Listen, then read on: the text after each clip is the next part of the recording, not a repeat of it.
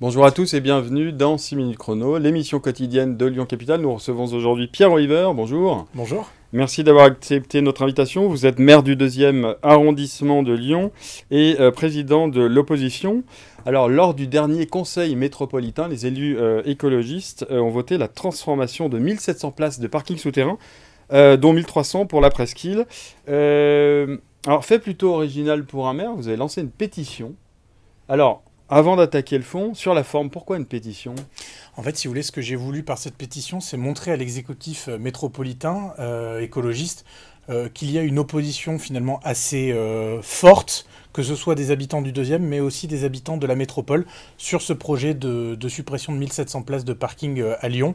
Et en fait, c'était un des moyens que j'avais de matérialiser et de montrer à l'exécutif qu'il y avait une vraie fronde sur ce sujet. Aujourd'hui, cette pétition, elle a recueilli combien de signatures ? Ce qu'il faut savoir, c'est que nous l'avons lancée maintenant il y a 5 ou 6 jours.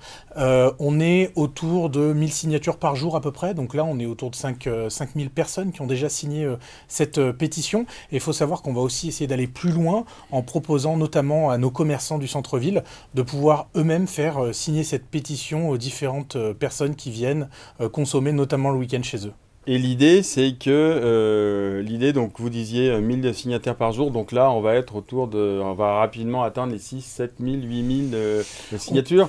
L'idée, c'est quoi ? C'est que si vous atteignez un chiffre assez conséquent, vous pensez que ça peut faire renverser la vapeur ou pas ?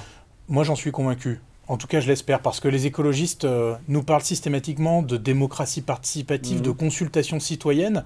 Et là, finalement, si on a la possibilité, nous, d'arriver avec quelques milliers de signatures, justement, pour s'opposer à ce projet, on se dit que en suivant un petit peu leur raisonnement et leur logique, on pourra les faire reculer. Ce qu'il faut savoir, c'est que sur cette pétition, à ce stade, vous avez près de 75% des gens qui ont signé qui sont de Lyon intramuros, okay, et 25% qui sont, je dirais, répartis entre le reste de la métropole et la région. Mais à partir de cette semaine, on va déjà commencer à aller cibler un petit peu plus les habitants de la métropole, parce que là, nous avons beaucoup travaillé sur les Lyonnais, et de telle sorte à ce que finalement, cela ait un vrai impact et que Bruno Bernard se dise que cette décision, ce n'est pas la bonne, parce qu'elle va à l'encontre des intérêts des Lyonnais, des commerçants et des grands Lyonnais. On va parler du fond, donc ça veut dire que finalement, la démocratie participative, la concertation n'est pas l'apanage des élus verts. Alors, dans cette pétition, je vous cite, vous dites qu'il s'agit d'une nouvelle atteinte à la qualité de vie, vous parlez d'attaque qui s'ajoute à la liste, je vous cite, des décisions dogmatiques.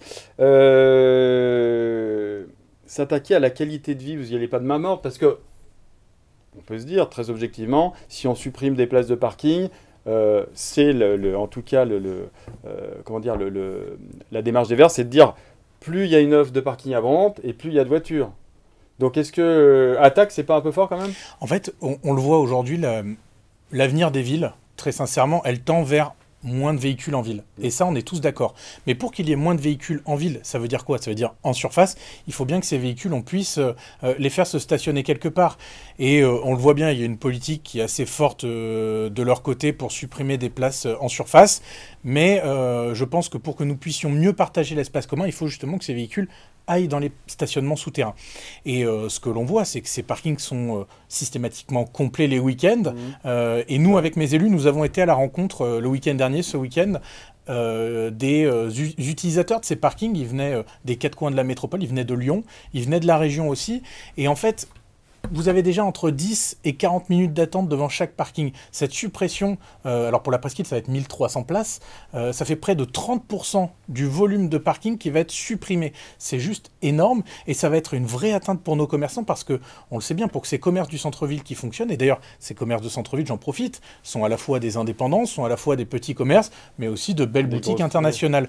Et donc, pour que tout cela fonctionne, il faut qu'il y ait un certain volume de clientèle qui vienne. C'est le cas aujourd'hui et j'ai peur que cela déséquilibre notre commerce à moyen terme. Du coup, la solution, est-ce que ça ne serait pas de construire des parkings relais ? C'est-à-dire que les parkings relais, c'est les parkings qui sont un peu en extérieur de la ville pour que les gens posent leur voiture et ensuite prennent les transports en commun. Ce serait ça l'idée, peut-être ? Déjà, ce serait une très bonne chose.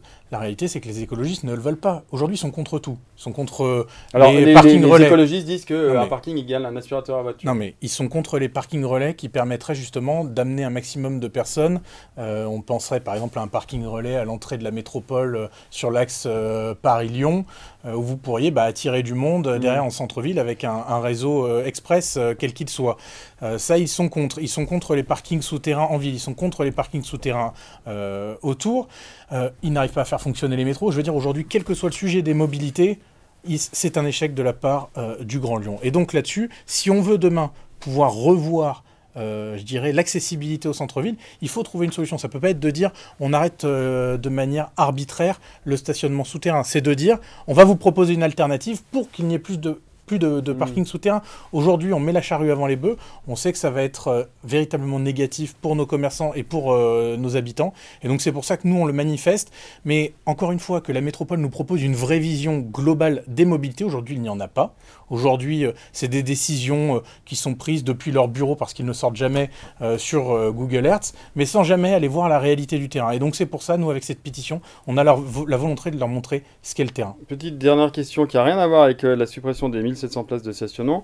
Vous parliez de charrue avant les bœufs. À la région, on a l'impression qu'il y a la charrue et les bœufs, puisqu'elle a été épinglée pour avoir organisé la région un dîner à 100 000 euros, soit 1 000 euros par tête. Est-ce que symboliquement, c'est pas un peu déplacé ? Écoutez, moi je comprends que cela ait pu choquer. Ouais. Après, pour autant, ce qu'il faut aussi voir, c'est qu'à la région, nous avons été élus avec comme priorité du mandat la relocalisation industrielle et la relocalisation d'entreprises.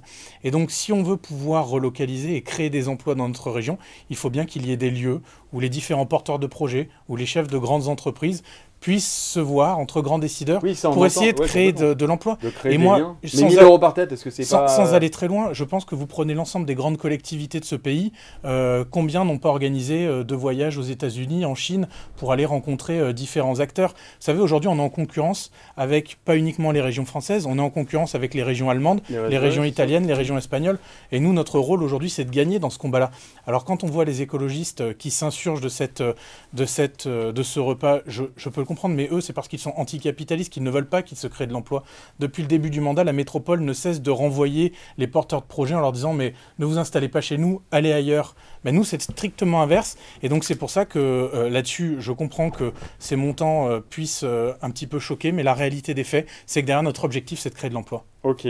Merci beaucoup, Pierre-Oliver, d'avoir accepté notre invitation. C'est une émission que vous pouvez évidemment retrouver sur www.lyoncapital.fr. À très bientôt. Merci beaucoup.